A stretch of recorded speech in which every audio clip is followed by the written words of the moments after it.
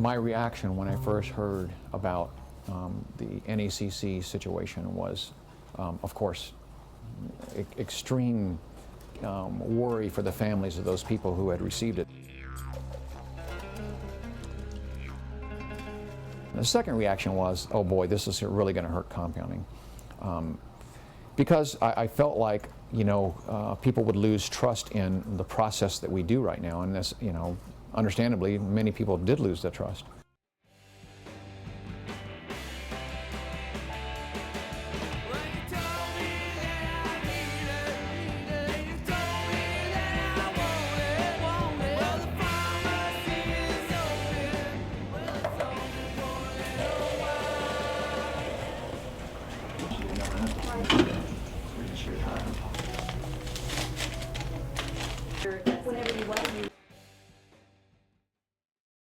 Non-sterile compounding obviously would be anything that does not require to be sterile.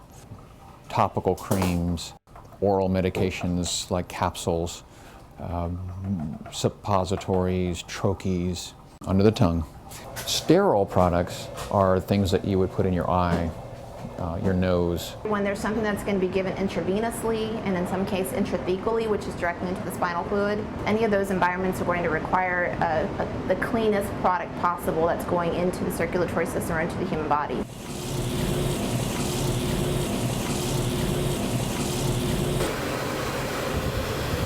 The sterile room is important that it stays completely isolated. We want to make sure we're completely covered.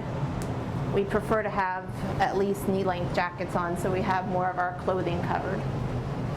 So what I'm going to be doing is I have a pass-through window here, and I've wiped everything down that I put in here with alcohol to have the first step of cleansing. And then we have an entire decontamination and cleaning process that we wipe the entire hood down with sterile alcohol. Try to wipe everything down, every vial surface, rubber stopper with alcohol.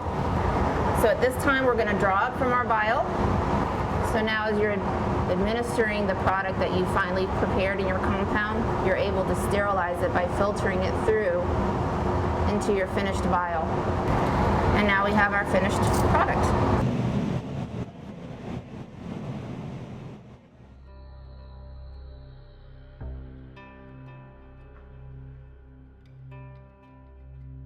The state of Florida put out a report essentially explaining the questionnaire that was sent out in late October, early November. The questionnaire contained about 50 questions, and it was very specific about, for instance, do you do normal compounding? Do you ship outside the state? Do you ship into our state? Do you do sterile compounding? Do you do low risk, medium risk, high risk compounding? My reaction to that was there were some statistics that were very surprising to me. The number of people outside the state of Florida was astounding to me. I think the other thing that was a statistic that was very surprising to me is that the number of high-risk sterile compounds that are shipped into the state for office administration was very high. Every person who has a license in this state, they received this questionnaire, and they had to answer the question because they have a license, and they want to keep their license, they have to answer the questionnaire. I think it's a very appropriate thing to do, because now we have great statistics to know who we need to look at as far as doing any kind of high volume and high risk, and ensure that those people don't have another NACC situation happen in this state. From a business standpoint, my perception is this. Because many compounding pharmacies who did sterile preparations are not USP 797 ready and will not likely pass a board exam when they come in. And they're not going to take the resources, the money that it takes. They don't do enough sterile compounding to even make it worth their while. I question whether I do enough of it.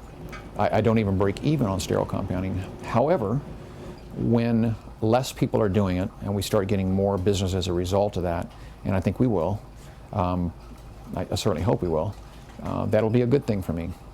We were ready for it before it ever happened, and so it will help us out. Those who weren't ready will have a tough time catching up and may decide that it's just too expensive.